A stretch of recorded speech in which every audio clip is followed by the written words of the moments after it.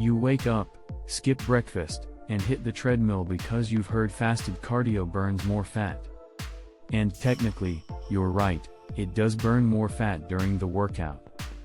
But here's the problem, burning fat during exercise and losing body fat over time are not the same thing.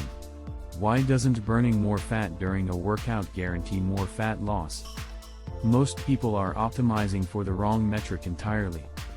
I'm going to show you what actually matters for fat loss, why the timing of your cardio is probably irrelevant, and one specific scenario where fasted cardio might actually backfire. By the end, you'll know exactly how to structure cardio without wasting effort on strategies that sound scientific but don't move the needle. The substrate trap: when you exercise in a fasted state, meaning you haven't eaten for 8 to 12 hours, your body uses a higher percentage of fat for fuel. This is measurable and real. A 2016 study by Vieira in the Journal of the International Society of Sports Nutrition confirmed that fasted cardio increases fat oxidation during exercise by up to 20% compared to fed cardio. But here's what that study also found: total fat loss over 4 weeks was identical between groups. Same calorie deficit, same training volume, same results. The reason is simple: your body doesn't care what fuel you burn during a 30-minute workout. It cares about your total energy balance over days and weeks. Think of it like withdrawing cash from two different ATMs. One ATM dispenses more 20s, the other dispenses more 10s. But if you withdraw the same total amount, your bank balance changes by the same amount regardless of which ATM you used. Fat oxidation during exercise is just the currency, not the transaction that matters. So if substrate use doesn't matter, what does? What actually drives fat loss? Fat loss is determined by one thing: sustained calorie deficit. A 2020 meta-analysis by Hackett in the British Journal of Sports Medicine analyzed 14 controlled trials and found no significant difference in body composition between fasted and fed cardio when calories and protein were matched. The hierarchy is this: total calories consumed, protein intake, training consistency. Meal timing ranks far below these. The problem with fasted cardio isn't that it's harmful, it's that people use it as a substitute for the fundamentals. Remember that backfire scenario I mentioned? We're getting there, but first you need to understand why your performance during cardio might be sabotaging the very deficit you're trying to create. Here's where fasted cardio creates a hidden cost. If you're glycogen depleted, your perceived exertion increases. A 2018 study by Arden Nutrients found that fasted participants rated the same workout intensity as significantly harder than fed participants.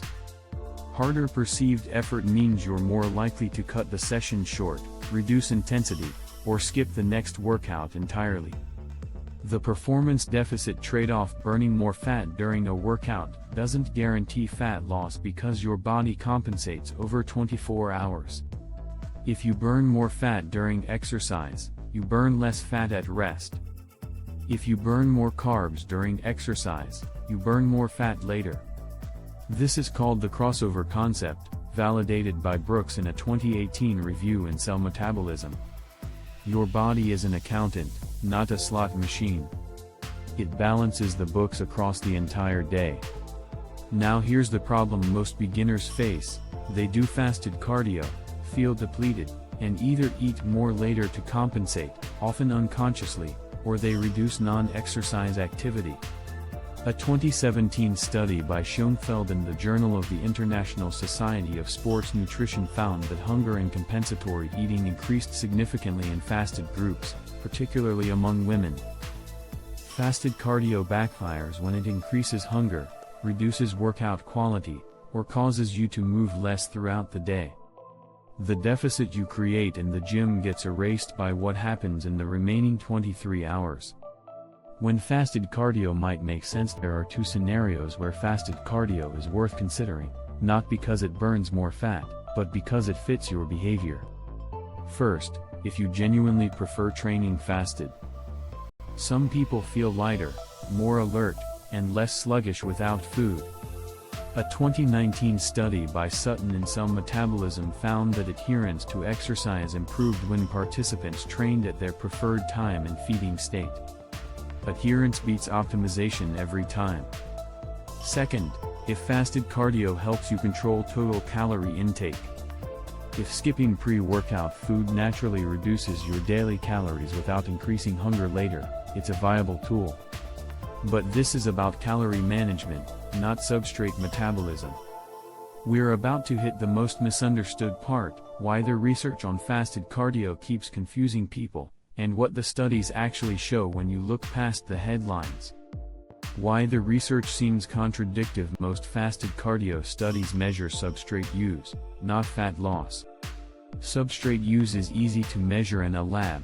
You hook someone up to a metabolic cart and track respiratory exchange ratio.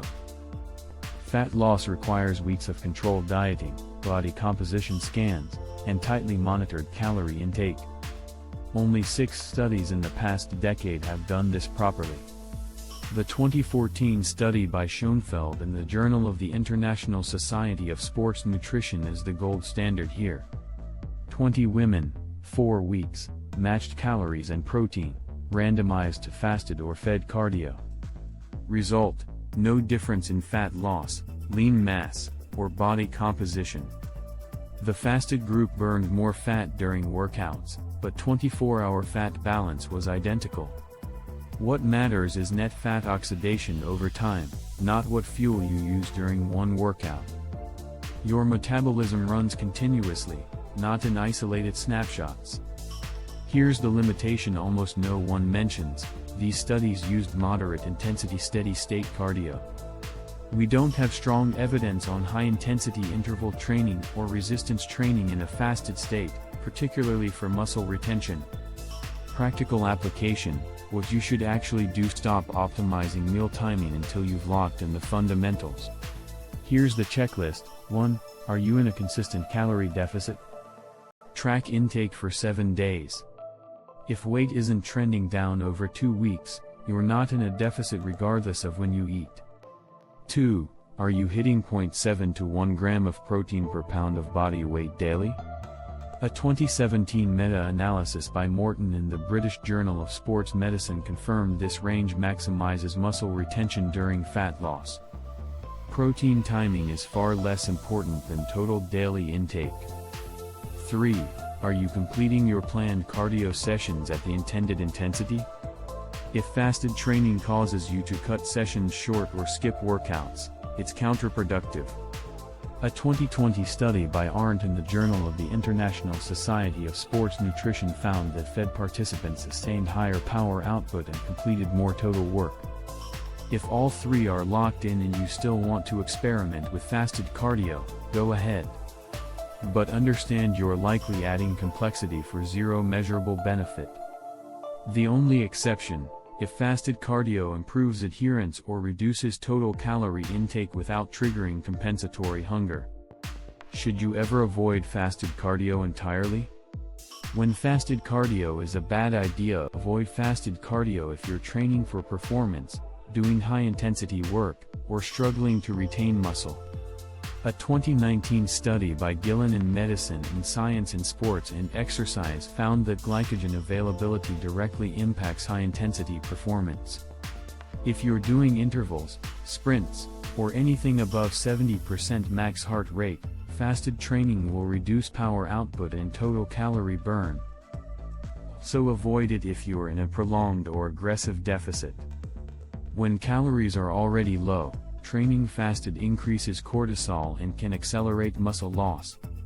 Moderate evidence suggests fed training preserves lean mass better when combined with resistance training, though more research is needed. Conclusion: fasted cardio burns more fat during the workout, but it doesn't cause more fat loss over time. Your body balances fuel use across the full day, and the only thing that drives fat loss is a sustained calorie deficit. Meal timing is a minor variable that matters far less than total calories, protein intake, and training consistency. If you prefer fasted cardio and it doesn't hurt performance or increase hunger, use it.